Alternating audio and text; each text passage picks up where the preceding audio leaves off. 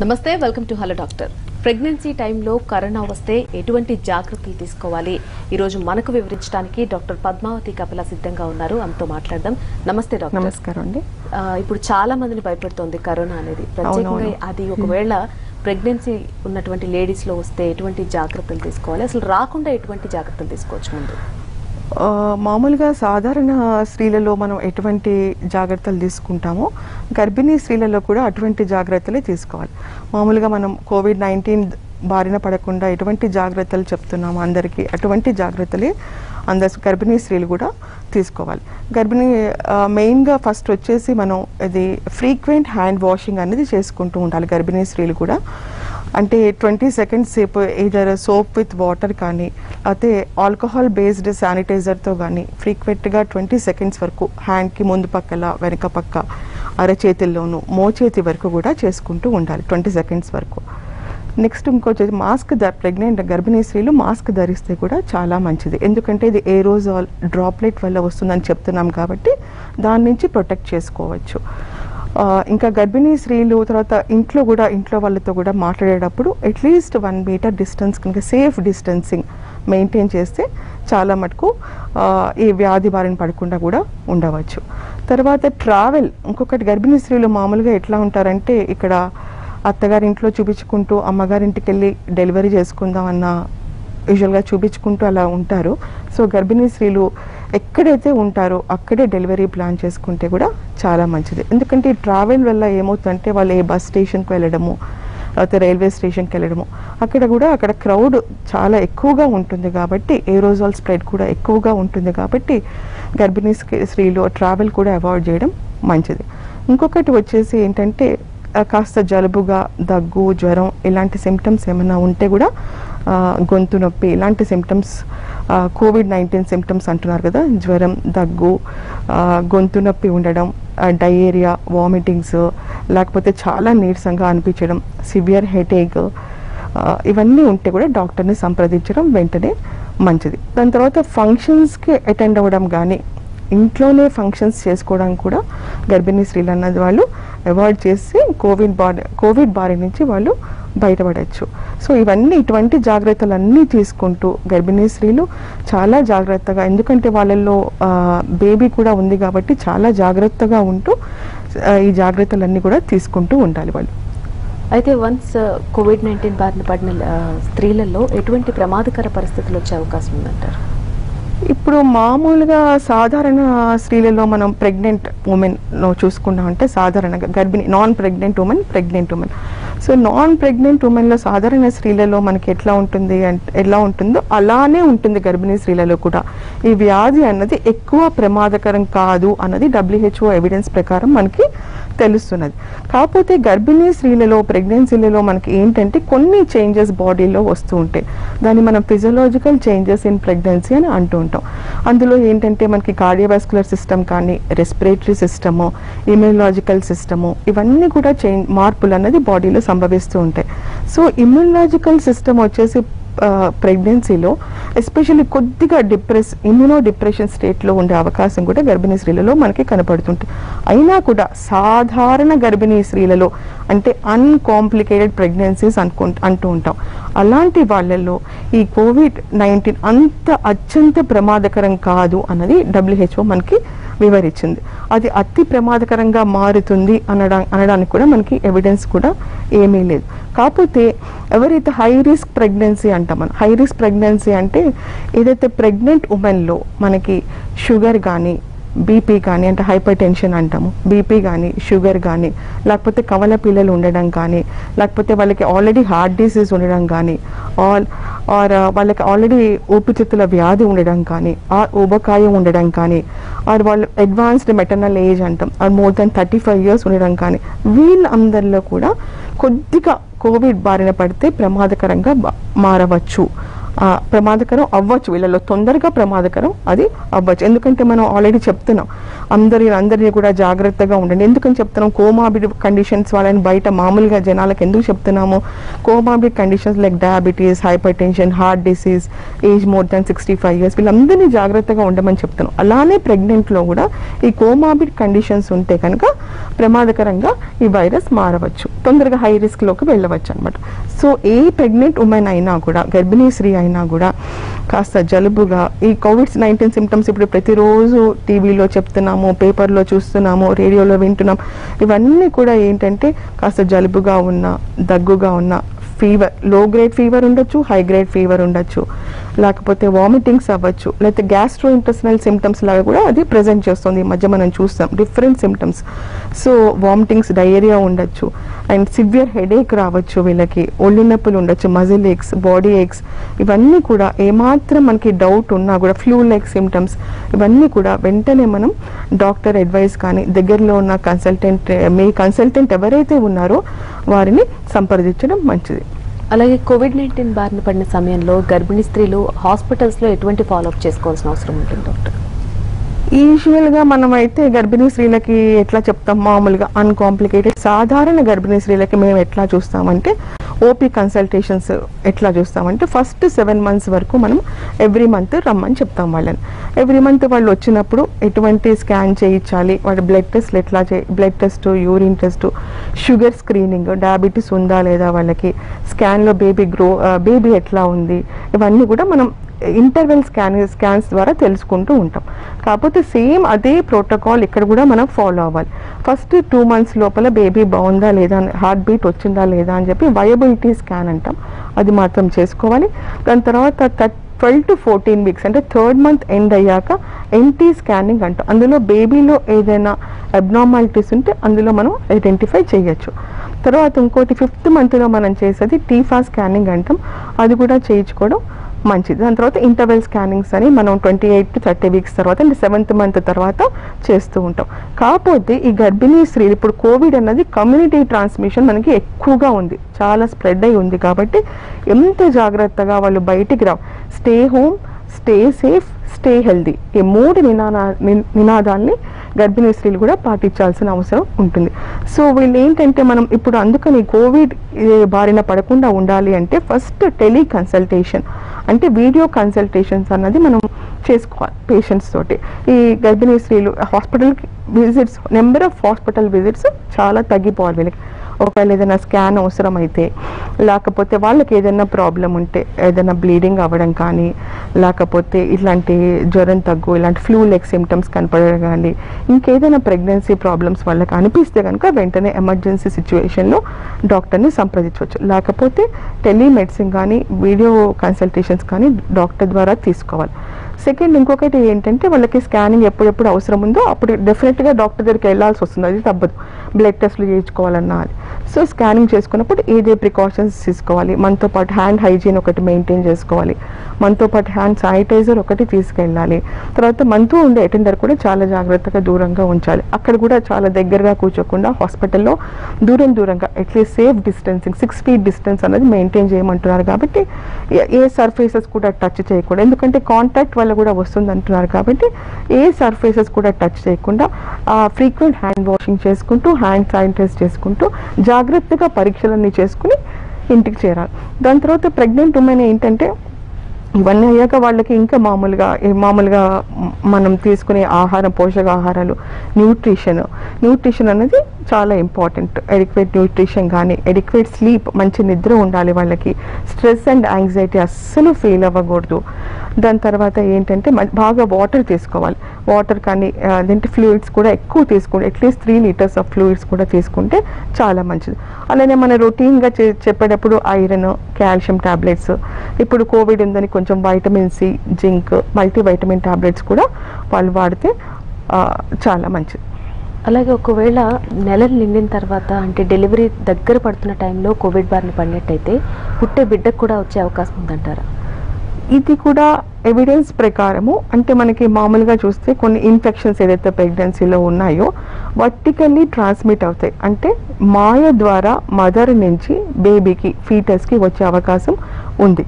కానీ అది వాటి వల్ల ఏంటంటే బేబీకి గ్రోత్ రెస్ట్రిక్షన్ రావడం కానీ, ఉమ్మ నీరు తగ్గిపోవడం కానీ, ఇంకా ఏదేదో complications, medical complications, foetal complications కూడా అవ్వచ్చు. కాకపోతే ఈ నోవెల్ కరోనా వైరస్ ద్వారా WHO ఎవిడెన్స్ ప్రకారము there is no direct transmission from the mother to the baby. Evidence అయితే మనకి చూపించట్లేదు డైరెక్ట్ ట్రాన్స్మిషన్ అవుతుంది మదర్ నుంచి బేబీకి అన్నది ఎవిడెన్స్ అయితే లేదు.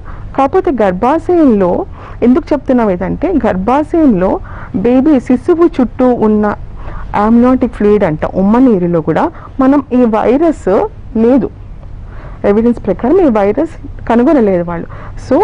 సో అండ్ ఈవెన్ తల్లి పాలల్లో, బ్రెస్ట్ మిల్క్లో కూడా ఈ వైరస్ సూచనలు అన్నవి లేవు. సో డైరెక్ట్ ట్రాన్స్మిషన్ అన్నది మనకి అవడము మదర్ నుంచి బేబీకి చాలా అరుదు. ఇప్పుడు మీరు చెప్పారు డాక్టర్, పాలల్లో కూడా ఈ వైరస్ని కనుగొనడం జరగలేదని. అంటే ఆ టైంలో తల్లి పాలు ఇవ్వచ్చు అంటారా బిడ్డకి? తల్లి పాలు తల్లి అదే దాన్ని చూసుకోవాలమ్మా. ఒకవేళ కనుక మనము తల్లి పాలు ఎందుకు మనము ప్రిఫర్ చేస్తాము అంటే, అత్యంతగా పోషక విలువలు ఉంటాయి అందులో, దాని తర్వాత యాంటీబాడీస్ ఉంటాయి, దాని వలన బేబీకి రోగ నిరోధక శక్తి అనేది చాలా మటుకు పెరుగుతుంది. So breast milk is the best అని మనం చెప్తాం. అదే మనం కంటిన్యూ కూడా చేయాలి. కాకపోతే ఎవరైనా ఈ గర్భిణీ స్త్రీలలో కనుక కోవిడ్ పాజిటివ్ సిమ్టమాటిక్ కనుక ఉంటే, అంటే దగ్గు, జలుబు, జ్వరం, ఇవన్నీ, గొంతు నొప్పి, లాస్ ఆఫ్ స్మెల్, ఇవన్నీ ఏమీ లేకుండా కనుక ఉంటే అటువంటి వాళ్ళు తల్లి పాలు ఇవ్వచ్చు. అగైన్ పాలు ఇచ్చే ముందర హ్యాండ్ హైజీన్ అన్నది బాగా, హ్యాండ్స్ వాష్, బేబీని ముట్టుకునే ముందు హ్యాండ్స్ బాగా వాష్ చేసుకుని సోప్తో కానీ హ్యాండ్ శానిటైజర్తో కానీ హ్యాండ్స్ బాగా వాష్ చేసుకుని బేబీని తీసుకోవాలి. అలా కాకుండా ఒకవేళ సిమ్టమ్స్ ఉన్నాయి మదర్కి, బాగా సిమ్టమ్స్ ఉన్నాయంటే అలాంటి మదరు ఏంటంటే ఎక్స్ప్రెస్డ్ బ్రెస్ట్ మిల్క్ అంటాం మనం, ఎక్స్ప్రెస్డ్ బ్రెస్ట్ మిల్క్ బేబీకి ఇవ్వచ్చు. అంటే చాలా జాగ్రత్త, మళ్ళీ హ్యాండ్ హైజీన్ మెయింటైన్ చేస్తూ హ్యాండ్ వాష్ చేసుకుని ఎక్స్ప్రెస్ చేసి బ్రెస్ట్ మిల్క్ బేబీకి ఇవ్వచ్చు. ఎందుకంటే అది అత్యంత పోషక విలువలో ఉన్నది కాబట్టి అది ఇవ్వచ్చు. అలానే మదర్ కానీ బేబీ కానీ ఉన్న రూమ్లో అంత డిస్ఇన్ఫెక్టెడ్ ఉండాలి, ఏ సర్ఫేసెస్ కానీ మదర్ టచ్ చేయకూడదు. టచ్ చేస్తే కనుక వెంటనే హ్యాండ్ వాషింగ్ కానీ అది చూసుకోవాలి. ఇక డెలివరీ ఆప్షన్కి వచ్చినట్టయితే డాక్టర్, అంటే పర్టికులర్గా సీ సెక్షన్ చేయించుకోవాలి ఈ టైంలో అని ఏదైనా రూల్ ఉందా, లేకపోతే నార్మల్ డెలివరీకి కూడా వెళ్ళొచ్చా? డెలివరీ అన్నది అంటే మనం అగైన్ ఇండివిజువలైజ్డ్ ఉంటుంది కేస్. అంటే పేషెంట్ గర్భిణీ స్త్రీ అది ఫస్ట్ గర్భమా, సెకండా, థర్డ్ అన్నది ఇండివిజువలైజ్డ్ మేనేజ్మెంట్ ఉంటుంది. సపోజ్ తన ఫస్ట్ ప్రెగ్నెన్సీ 9 months అయిపోయింది, డెలివరీ పెయిన్స్ వస్తున్నాయి, సో అలాంటి పేషెంట్కి ఇప్పుడు కోవిడ్ ఉంది కదా అని చెప్పి మనము సీ సెక్షన్ కానీ అలా చేయలేం. ఏంటంటే ఒకవేళ ఇమ్మినెంట్ వెజైనల్ డెలివరీ అంటే నొప్పులు వస్తున్నప్పుడు ఒక 1/2 hourలో కానీ గట్టి నొప్పులు వస్తున్నాయి, ఇంకా ఏ ప్రాబ్లము లేదు మదర్కి, మనం అనుకున్నాం కదా కోమార్బిడ్ కండిషన్స్, బీపీ కానీ షుగర్ కానీ ఇవన్నీ ఎటువంటి ప్రాబ్లం లేకుండా నొప్పులు బాగా గట్టిగా వస్తున్నాయి అండ్ బేబీ కూడా డెలివరీ అయ్యే ఛాన్సెస్ కూడా ఎక్కువ ఉన్నాయి కాబట్టి ఇంకో 1/2 hourలో 1 hourలో డెలివరీ అయిపోతుంది అనుకుంటే డెఫినెట్గా నార్మల్ డెలివరీకి వెళ్ళడం, యాంటీబయాటిక్ ప్రొఫిలాక్సిస్ అవన్నీ ఇచ్చి డెఫినెట్గా నార్మల్ డెలివరీకి వెళ్ళడం మంచిది. కాకపోతే మదర్లో ఏదైనా లైక్ ఇప్పుడు డెలివరీ అవ్వదు, చాలాసేపు పడుతుంది, ఉమ్మ నీరు వెళ్ళిపోయింది, ఇంకేదైనా మదర్లో ప్రాబ్లమ్స్ ఉన్నాయి లైక్ హైపర్ టెన్షన్ కానీ, డయాబెటీస్ కానీ, ఇంకేమైనా మదర్లో మెటర్నల్ కాంప్లికేషన్స్ ఉన్నాయి, ఆర్ బేబీలో కాంప్లికేషన్స్ ఉన్నాయి, బేబీ హార్ట్ రేట్ అనేది తగ్గిపోతుంది, లేకపోతే బేబీ లోపల మోషన్ పాస్ చేసింది, బేబీ ఇది సరిగ్గా లేదన్నప్పుడు అప్పుడు అటువంటి సిచ్యువేషన్లో సిజేరియన్ సెక్షన్ చేసుకోవడం చాలా మంచిది. ఏది ఏమైనా కానీ నార్మల్ డెలివరీ అయినా కూడా లేబర్ రూమ్ అనేది తగు జాగ్రత్తలు తీసుకుని మాత్రమే చేసుకోవాలి. అప్పుడు ఇటు లేబర్ పేషెంట్ కూడా మాస్క్ ఉండాలి అండ్ వాళ్ళు తనని అటెండ్ అయ్యే స్టాఫ్, కన్సల్టెంట్ డాక్టర్ కానీ సిస్టర్ కానీ వీళ్ళందరూ కూడా మాస్క్ అండ్ ఇప్పుడు విన్సర్ అని కొత్తగా వస్తుంది, అది విన్సర్ వేసుకుని మాత్రమే పేషెంట్ దగ్గరికి వెళ్ళి, ఎందుకంటే అది ఏ రోజు డ్రాప్లెట్ స్ప్రెడ్ అవుతుంది కాబట్టి అది తగు జాగ్రత్తలు తీసుకుని మాత్రమే చేయాలి. తర్వాత సీ సెక్షన్ అప్పుడు కూడా అంతే, థియేటర్లో పీపీ అంటాము, అది కూడా వేసుకుని అందరూ తగు జాగ్రత్తలు తీసుకుని మాత్రమే సిజేరియన్ సెక్షన్ మటుకు చేయాలి. అలాగే ఇన్ కేస్ ఆ టైంలో మెడికేషన్ తీసుకోవాల్సిన అవసరం ఏర్పడితే, అంటే సిమ్టమ్స్ ఎక్కువగా ఉండి మెడికేషన్ తీసుకోవాల్సిన అవసరం ఉంటే ఎటువంటి మెడికేషన్ సజెస్ట్ చేస్తారు డాక్టర్ ప్రెగ్నెన్సీ టైంలో? ఏం సిమ్టమ్, ఫీవర్, ఎటువంటి ఇబ్బంది లేకుండా మెడికేషన్ తీసుకోవచ్చు అంటారు. బిడ్డకి ఎటువంటి సిమ్టమాటిక్ ట్రీట్మెంట్ అని చెప్తున్నా కదమ్మా, ఎటువంటి ఇబ్బంది లేకుండా ట్రీట్మెంట్ తీసుకోవచ్చు. అంటే ఇప్పుడు మదర్లో ఇంకా మామూలుగా అయితే మనం ప్రెగ్నెన్సీ టైంలో మదర్లో ఇచ్చేది ఏంటంటే ఐరన్ టాబ్లెట్స్. ఇప్పుడు హిమోగ్లోబిన్ కనుక చాలా తక్కువగా ఉంటే మనము ఇప్పుడు రకరకాల ఇంజెక్టబుల్ ఐరన్ ఇవ్వచ్చు, లేకపోతే బ్లడ్ కూడా ఇవ్వచ్చు, depending upon the haemoglobin level అనమాట.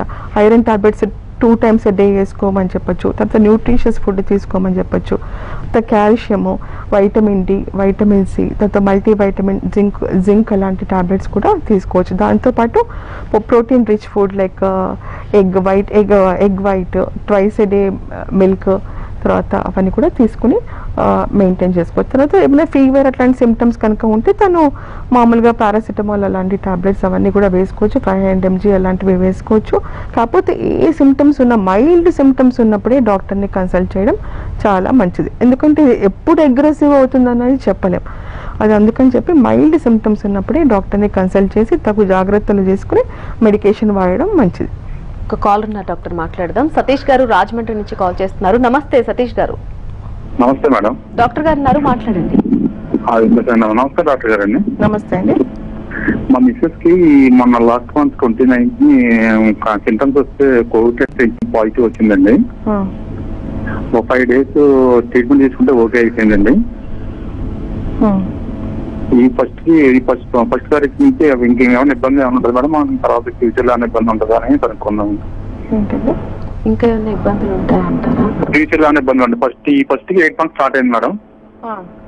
నెగటివ్ ఉంటే ఇంకా అంటే తనకి ఐసోలేషన్ ఒకటి ఆర్టీపీసీఆర్ టెస్ట్ చేసి ఉంటారు, చేసి ఉండగా పాజిటివ్ వచ్చిందండి. వచ్చింది మేడం, మామూలు పాజిటివ్ వచ్చింది. 2 not టెస్ట్ చేశారండి, 2 not టెస్ట్ చేశారు. ఐసోలేషన్ లో ఉన్నారా తను? ఆల్రెడీ ఇప్పటికి వచ్చి కరెక్ట్ గా అంటే తనకి సింటమ్స్ ఫీవర్ కానీ జలుబు దగ్గు ఇటువంటి ఉండి ఐసోలేషన్ యూజువల్ గా మనకి సింటమ్స్ ఎట్లా 5 to 6 days లోపల అపియర్ అవుతాయి కాబట్టి ఒక 2 weeks తర్వాత మళ్ళీ కోవిడ్ టెస్ట్ ఆర్టీపీసీఆర్ చేసుకుని అది నెగటివ్ ఉన్నాక కూడా మళ్ళీ ఐసోలేషన్ లో ఉండడం, తను ప్రెగ్నెంట్ గా ఉంది కాబట్టి బెటర్. అండ్ బేబీ గురించి వచ్చి అంటారా, తనని మామూలుగా ప్రెగ్నెన్సీలో ఉన్న స్కానింగ్ చేసుకుని బేబీ ఎట్లా ఉంది అదే చెప్పాను కదా. ఇప్పుడు బేబీ అయితే వర్టికల్గా ట్రాన్స్మిషన్ అంటే బేబీకి డైరెక్ట్ మదర్ ఎఫెక్ట్ అవుతే బేబీకి ఎఫెక్ట్ అవుతుందన్న ఆధారాలు అయితే లేవండి. కాకపోతే ద సేఫ్ సైడ్ బేబీకి ఒక స్కానింగ్ చేసుకుని బేబీ ఎలా ఉంది అంటే బయోఫిజికల్ ప్రొఫైల్ అవన్నీ చూస్తాం కాబట్టి బేబీ ఎలా ఉంది అన్నది మనం చూసుకోవచ్చు. బేబీ హెల్తీగా ఉంటే వరి అవ్వాల్సిన అవసరం ఏం లేదు. మంచి న్యూట్రిషియస్ ఫుడ్ తీసుకుంటూ ఇది vitamin C and vitamin D, iron, calcium, zinc tablets తీసుకుంటూ అండ్ చాలా జాగ్రత్తగా డాక్టర్ ఫాలోఅప్ చేసుకోవడం మంచిదండి. Right doctor. అలాగే ఆహారం విషయంలో ఎటువంటి జాగ్రత్తలైనా తీసుకోవాల్సిన అవసరం ఉందంటారా? పౌష్టికాహారం అమ్మ మామూలుగా ప్రెగ్నెంట్ ఉమెన్కి మనం ఏదైతే చెప్తామో అంటే highly protein diet, carbohydrate, fats అన్ని సమపాలుల్లో ఉండాలని చెప్తాం కదా, అలానే అందరు ప్రెగ్నెంట్ ఉమెన్ కూడా తీసుకునే అవసరం ఉంటుంది. పోషకాహారాలు ఉన్నదైతే nutritious food, protein food like fresh vegetables, fresh fruit juices, fresh fruits, sprouts, తర్వాత ఎగ్స్ ఇవన్నీ కూడా తీసుకుంటే చాలా మంచిది. కోవిడ్ పాజిటివ్ పేషెంట్ కూడా ఏంటంటే ఒకవేళ పాజిటివ్ సిమ్టమాటిక్ ఉన్నా ఆహార విషయాల్లో కూడా చాలా జాగ్రత్తగా ఉండాలి. ఎందుకంటే ఆహారం తగ్గితే మన ఇమ్యూన్ సిస్టమ్ కూడా కొద్దిగా యాంగ్జైటీ కానీ మనం వీక్ అవుతే మన ఇమ్యూన్ సిస్టమ్ కూడా వీక్ అవుతుంది. కాబట్టి ఎంత మంచిగా పోషకాహార విలువలు ఉన్న ఆహారం తీసుకుంటే అంత మంచిది. మంచి ఫుడ్ తీసుకుంటూ ఉంటే బేబీకి కానీ మదర్ కానీ ఎటువంటి ప్రాబ్లం ఉండదు, నార్మల్గా సేఫ్ డెలివరీ అవుతుంది.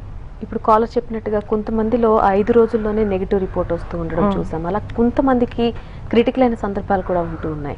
సో మీరు ఇప్పటి వరకు చూసిన కేసెస్ లో ఎక్కడైనా ఒక క్రిటికల్ కేసు చూసినటువంటి సిచ్యువేషన్ ఉందా?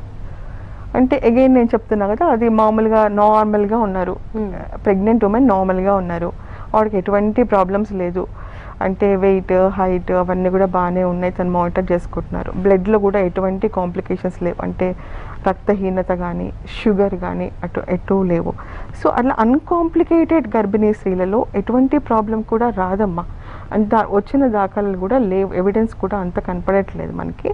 కాకపోతే ఏదైనా మన కోమార్బిడ్ కండిషన్ ఉంటుంది చూసారా, అంటే డయాబెటీస్ కానీ హైపర్ టెన్షన్ కానీ ఆల్రెడీ ఊపిరితిత్తుల వ్యాధి ఉండొచ్చు తనకి, బ్రాంకెల్ ఆస్తమా, కొంతమందికి ఇప్పుడు ఈ వర్షాకాలం అలర్జిక్ బ్రాంకైటిస్, బ్రాంకెల్ ఆస్తమా ఇవి ఉన్నప్పుడు వాళ్ళకి ఈ వైరస్ తొందరగా స్ప్రెడ్ అయ్యి తొందరగా కొద్దిగా ప్రమాదకరంగా మారచ్చు అన్నదే ఎవిడెన్స్ అయితే ఉంది. సో ఏదైనా కోమార్బిడ్ కండిషన్స్ ఏదైనా డిసీజెస్ ఉంటే మటుకు చాలా చాలా జాగ్రత్తగా ఉండాలి. 80% మనం ఇప్పుడు చూస్తున్నాం కదా, అందరూ ఏసిమ్టమాటికే ఉంటున్నారు. చాలా ఎక్కువ కాంప్లికేషన్స్ వెళ్తున్న వాళ్ళు ఎవరు, ఈ కోమార్బిడ్ కండిషన్స్ ఉన్న వాళ్ళు, ఏజ్ ఎక్కువ ఉన్న వాళ్ళు, వీళ్ళందరూ కూడా కోమార్బిడ్కి అంటే ఎక్కువ శాతం మటుకు రిస్క్లోకి వెళ్తున్నారు. ఎక్కువ లంగ్స్ ఇన్వాల్వ్ అవుతే కూడా ఎక్కువ రిస్క్ ఉంటుంది అనమాట. మరొక కాల్ ఉన్నారు డాక్టర్, మాట్లాడదాం. చాముండేశ్వరి గారు హైదరాబాద్ నుంచి కాల్ చేస్తున్నారు. నమస్తే అండి. నమస్తే చాముండేశ్వరి గారు, వెల్కమ్ టు హలో డాక్టర్. నమస్తే అండి. డాక్టర్ పద్మావతి గారు ఉన్నారు, మాట్లాడొచ్చు మీరు. మా అక్కకి డెలివరీ 1 month అయ్యిందండి. కొంచెం గట్టిగా మాట్లాడండి చాముండేశ్వరి గారు. రైట్, కాల్ కట్ అయింది డాక్టర్. మరొక కాల్ ఉన్నారు, మాట్లాడదాం. మణికంఠ గారు ఒంగోలు నుంచి కాల్ చేస్తున్నారు. నమస్తే మణికంఠ గారు. యాక్చువల్ గా వైఫ్ ప్రెగ్నెంట్ అండి. యాక్చువల్ ఇప్పుడు 8th month అనమాట. ఇప్పుడు మా ఇంటి కొంచెం చుట్టుపక్కల అంతా కోవిడ్ కేసెస్ బాగున్నాయి అనమాట. కొంచెం టెన్షన్ గా ఉంది. మామూలుగా వైఫ్ కి ఏదైనా సింటమ్స్ ఉంటే మాత్రం టాబ్లెట్ డోలో 650 ఆ టాబ్లెట్స్ వేసుకోవచ్చండి. కొంచెం గట్టిగా మాట్లాడగలరా మీరు మణికంఠ గారు? మీరు మాట్లాడేది మాకు అర్థం కావడం లేదు. లేదు యాక్చువల్ గా హలో చెప్పండి. యాక్చువల్ గా ఇక్కడ కోవిడ్ కేసెస్ మా ఇంటి చుట్టుపక్కల చాలా కేసెస్ ఉన్నాయన్నమాట. వైఫ్ ఇప్పుడు ప్రెగ్నెంట్ 8th month అనమాట. చెప్పండి. ఇప్పుడు మామూలుగా ఏదైనా సింటమ్స్ ఏమైనా ఉంటే టాబ్లెట్స్ ఏమైనా వేసుకోవచ్చా అని. ఓకేనండి, చుట్టుపక్కల కేసెస్ ఉన్నాయంటే నిజంగా భయంగానే ఉంటుందండి కంటైన్మెంట్ ఏరియాస్లో ఉన్న వాళ్ళకి. కాకపోతే ఏంటంటే అదే stay home, stay safe and stay healthy అన్నది పాటించాలి. చాలా చాలా జాగ్రత్తలు మటుకు తీసుకోవాలి ఇంట్లో ఉన్నా కూడా. అంటే పక్క వాళ్ళని ఇంట్లోకి రానివ్వకపోవడం, తర్వాత వెజిటబుల్స్ కానీ గ్రాసరీ షాప్ కానీ ఎక్కడికి కూడా వెళ్లకుండా ఉండడం. అండ్ డాక్టర్తో కూడా కనీసం మీరు వీడియో కన్సల్టేషన్ కానీ టెలి కన్సల్టేషన్ కానీ చేసుకుని మీకు ఏమైనా సిమ్టమ్స్ కానీ ఏదైనా ప్రాబ్లం ఉంటే అండ్ చెప్పడం. సెకండ్ థింగ్ ఏంటంటే ఇంట్లోనే లైక్ వెయిట్ మానిటరింగ్ కానీ బీపీ కానీ మన డిజిటల్ మానిటర్స్ వస్తున్నాయి కాబట్టి బిడ్డ కదలికలు ఎలా ఉన్నాయి ఇవన్నీ కూడా చూసుకుంటూ ఉండాలి. తర్వాత టాబ్లెట్స్ మీరుగా వేసుకోకపోవడం మంచిది. ఎవరైతే మీ కన్సల్టెంట్ ఉన్నారో ఆవిడకి మామూలుగా ప్రిస్క్రైబ్ చేసినవి ఐరన్, కాల్షియము, మల్టీవైటమిన్ ఇవన్నీ వేసుకోవచ్చు. ప్రోటీన్ పౌడర్ ఇవన్నీ కూడా మామూలుగా సాధారణంగా అందరికీ ప్రిస్క్రైబ్ చేస్తూ ఉంటాము. సో ఇవన్నీ తీసుకోవచ్చు. కానీ ఏదైనా ఎక్స్ట్రా సిమ్టమ్ కనుక కనపడితే కనుక ఏదైనా ప్రాబ్లం అనిపిస్తే వెంటనే మీ కన్సల్టెంట్ని కన్సల్ట్ అవ్వడం చాలా మంచిది. ఎందుకంటే జ్వరమే ఉంది కదా, పారాసిటమాల్ వేసేసుకుందాము పర్వాలేదు అని అనుకోకుండా తగు జాగ్రత్తలు, చాలా జాగ్రత్తలు తీసుకోవడం మంచిది. ఒకవేళ మీరు బయటకు వెళ్ళాల్సిన పరీక్షలు చేయాల్సిన అవసరం వచ్చిన ఇప్పుడు చెప్పినట్టు హ్యాండ్ శానిటైజ్ చేసుకుని వెళ్ళిన చోట చాలా జాగ్రత్తగా ఉండి ఏ సర్ఫేస్ని టచ్ చేయకుండా, తర్వాత హ్యాండ్ వాష్ చేసుకుని మీతో కూడా హ్యాండ్ శానిటైజర్ తీసుకెళ్ళి చాలా జాగ్రత్తగా బ్లడ్ టెస్ట్లు కానీ స్కానింగ్ కానీ చేసుకుని బేబీ గ్రోత్ గురించి చూసుకోవచ్చండి.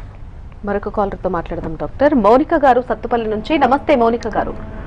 నమస్తే అండి. మాట్లాడండి, డాక్టర్ గారు ఉన్నారు, మాట్లాడచ్చు. Hello madam. నమస్తే మేడం. నమస్తే అండి. సరేనండి. మౌనిక గారు మాట్లాడచ్చు. మీరు మాట్లాడేది మాకు అర్థం కావడం లేదు. హలో చెప్పండి, మీ ప్రాబ్లం ఏంటో చెప్పండి. మేడం నాకు ఫస్ట్ 3 years బేబీ అమ్మాయి మేడం. ఫస్ట్ ఓకే, ప్రెగ్నెన్సీలో. చెప్పండి. హలో, అయితే నెక్స్ట్ మేము ప్రెగ్నెన్సీ ప్లాన్ చేసుకున్నాం అనుకున్నాం మేడం. సెకండ్ అయితే 3 years తర్వాత ప్లాన్ చేసుకుంటే 3 months కి హార్ట్ బీట్ లేదని అబార్షన్ చేశారు మేడం. అయితే నాకు థైరాయిడ్ ఉంది మేడం. అయితే ఇట్లా ఎందుకు అయ్యిందని హాస్పిటల్కి వెళ్ళి ఒకసారి చెక్ చేయించుకుంటే PCOD ఉందని చెప్పారు. అయితే ఈ కోవిడ్ టైంలో మేము ఇట్లా ప్రెగ్నెన్సీ ప్లాన్ చేసుకోవడం కరెక్ట్ అంటారా? కోవిడ్ టైంలో ప్లాన్డ్ ప్రెగ్నెన్సీ మటుకు మంచిది కాదు, అంటే కొంచెం అవాయిడ్ చేస్తే మంచిదమ్మా. యాక్చువల్లీ ఎవిడెన్స్ ప్రకారము మనకి ఏ ఆధారాలు అయితే లేవు, ఒకవేళ ప్రెగ్నెన్సీ వస్తే బేబీలో ఏదైనా మాల్ ఫార్మేషన్స్ ఉంటాయి, బేబీ ఫార్మేషన్ సరిగ్గా ఉండదు, ఇలాంటి ఆధారాలు అయితే ఏమీ లేవమ్మా. కానీ ప్లాన్డ్ ప్రెగ్నెన్సీ అయితే కొంచెం కొన్ని రోజులు అవాయిడ్ చేసుకోవడం మంచి, ఇన్ఫర్టిలిటీ ట్రీట్మెంట్ తీసుకోకపోవడం ఇవన్నీ కూడా మంచిదమ్మా. కానీ కంపల్సరీ ఎట్లా అనుకుంటే మీరు పర్వాలేదు ప్లాన్ చేసుకుందాము అంటే కోవిడ్ టైంలో ప్లాన్ చేసుకోకుండా ఉండడమే మంచిది. అంటే ఇట్లా కొంచెం ఇప్పుడే థర్డ్ కొంచెం ర్యాంపెంట్ స్ప్రెడ్ ఉంది కాబట్టి కొన్ని రోజులయ్యాక ప్లాన్ చేసుకుంటే మంచిది. దాని తర్వాత ముందు ఎందుకు అయిందో దాని గురించి కూడా తెలుసుకుని అది మళ్ళీ రిపీట్ అవ్వకుండా చూసుకోవడం మంచిది. Right doctor, thank you so much. అసలు కోవిడ్ రాకుండా వచ్చిన తర్వాత కూడా ప్రెగ్నెంట్ లేడీస్ ఎటువంటి జాగ్రత్తలు తీసుకోవాలి చాలా చక్కగా చెప్పారు. Thank you so much. నమస్కారం. ఇది